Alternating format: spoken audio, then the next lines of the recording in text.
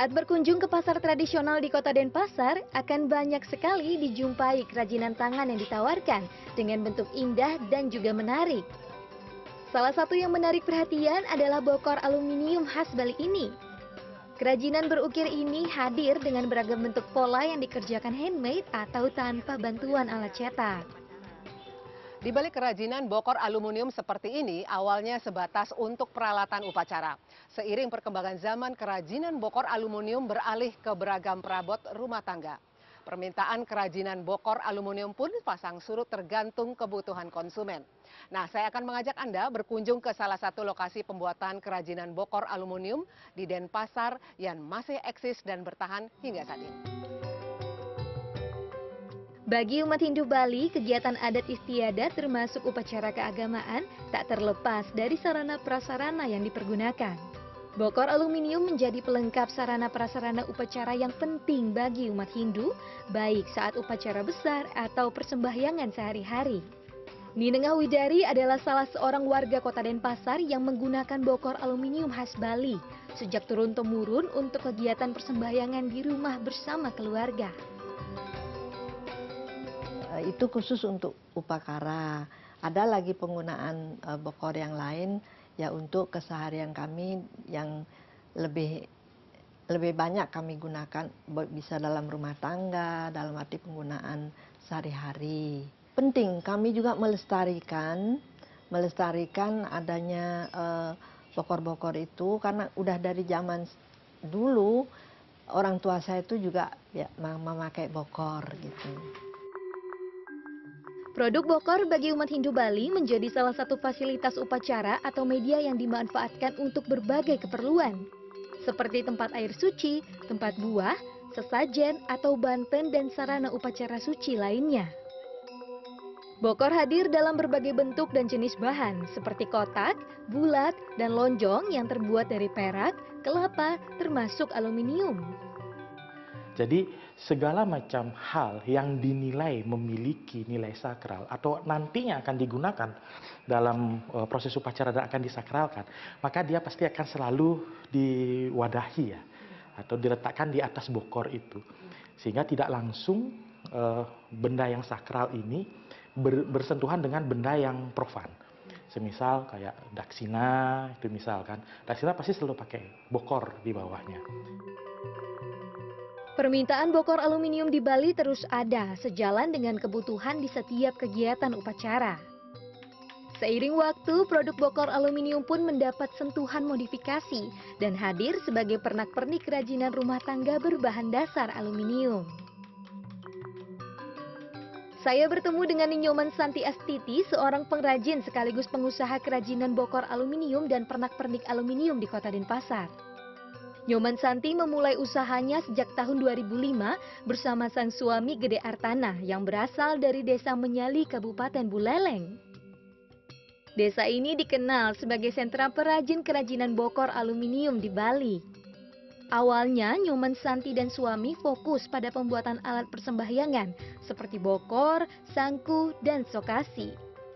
Seiring berjalannya waktu, kerajinan aluminium miliknya dibuat lebih variatif dan beragam, menyesuaikan permintaan konsumen baik dari dalam maupun luar negeri.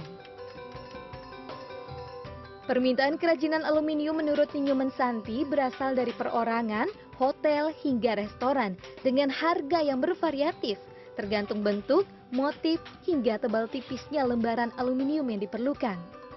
Bentuk kerajinan aluminium pun dikreasikan sendiri atau menyesuaikan keinginan pelanggan. Dia ngedesain sendiri tamunya itu, dia buat gambar untuk desainnya apa gitu. Terus kita dari gambar yang dibuat sama tamunya itu, ini kita dengan perantara yang punya toko dulu ya. Terus yang punya toko itu ke sini kan, gambarnya itu dikasih ke kita, terus kita yang ngebentuk dalam bentuk produk aluminium ini gitu. Bahan aluminium yang ringan dan desain Bali yang khas menjadi pilihan konsumen serta penjual bokor di pasar-pasar tradisional. Harganya relatif terjangkau, mulai dari ribuan hingga ratusan ribu rupiah. Pesanan box aluminium. Ini untuk apa dan keperluannya untuk apa? Untuk souvenir di hotel. Ya, karena ini kan kerajinan dari Bali ya, ada ukirannya, terus juga bahannya itu awet gitu. Gitu. Untuk harga dan sebagainya gimana, Mbak? Ya, bisa dijangkau lah harganya. Kalau penting, lumayan penting ya, terutama pas pada saat galungan, ya peminatnya lebih banyak karena murah, ringan, praktis lah. Ya, selain itu dari pihak pengrajin juga kan lebih cepat, lebih gampang dia prosesnya. Bahan baku kan sudah ada istilahnya, tinggal dia mengolah, membentuk. Produk kerajinan bokor maupun pernak-pernik berbahan aluminium khas Bali saat ini telah banyak dipasarkan keluar Bali hingga diekspor ke mancanegara. Hal ini menjadi berkah tersendiri bagi Ketut dan Komang Widiartini, pasangan suami istri asal desa Menyali Singaraja yang juga pengrajin bokor aluminium di Kota Denpasar. Keduanya bekerja pagi hingga sore hari mengerjakan pesanan konsumen hingga permintaan sejumlah pasar tradisional. Kalau per awalnya sih agak sulit ya, tapi kita karena udah biasa sekarang kan enggak gini ya. Ya, biasa ada. Bapak mengerjakan apa saja, Pak? Mungkin diceritakan sedikit. Kerja sesuai orderannya Ibu Santi aja. Ya, kadang Artinya keban apa, Pak? Persembahyangan atau ya lebih itu dah apa? persembahyangan dan untuk orderan-orderan di luar itu ya, kan ada orderan tamu gitu. Tak tisu, tempat sampah itu kan. Untuk bahan baku berupa lempeng aluminium diperoleh perajin dari luar Bali yang dijual kembali di seputaran Denpasar. Pasca Covid, perajin membatasi permintaan konsumen dari ratusan hingga puluhan lantaran minimnya tenaga kerja. Namun ada hal yang menarik perhatian dari kerajinan bokor aluminium khas Bali ini, yakni pembuatannya yang tidak memanfaatkan cetakan, melainkan dibuat secara tradisional menggunakan tangan. Hal ini membuat motif masing-masing kerajinan tidak sama satu dengan lainnya.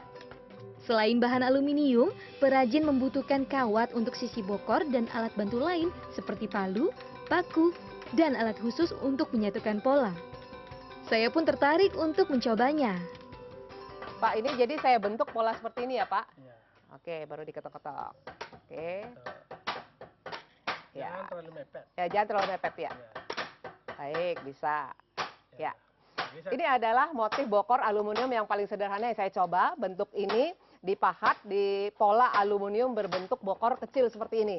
Nah, setelah selesai, nanti bokor akan dipotong dan dibentuk seperti ini. Jadi dirakit kayak kotak ini. Dengan menggunakan alat seperti ini, diketok dan akhirnya jadi bokornya jadi seperti ini. Sangat praktis dan mudah sekali. Saya coba ya, Pak. Saya selesaikan ya, Pak. Bagi umat Hindu Bali, bokor aluminium memiliki nilai budaya dan spiritual yang mendalam. Keberadaannya dalam upacara adat sebagai wadah persembahan menjadi simbol penghormatan. Di sisi lain, bokor aluminium khas Bali ini juga menjadi bagian dari perkembangan industri kreatif yang meluas dan menjanjikan bagi para pengrajin di Bali. Ayu Ngurah Dewi, Kartika Widowati, Badung, Bali.